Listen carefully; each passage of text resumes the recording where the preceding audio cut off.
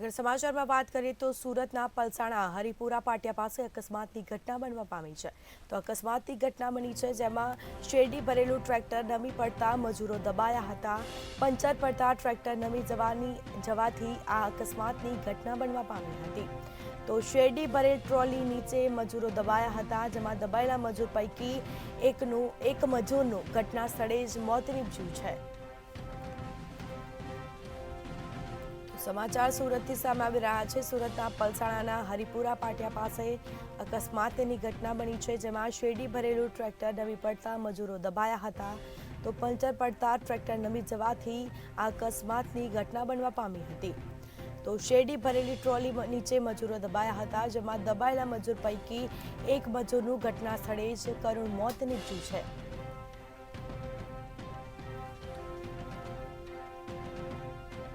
સુરતના પલસાણાના હરિપુરા પાટિયા પાસે અકસ્માતની ઘટના બનવા પામી છે, જેમાં શેરડી ભરેલું ટ્રેક્ટર નમી પડતા મજૂરો ટ્રેક્ટરની નીચે દબાયા હતા.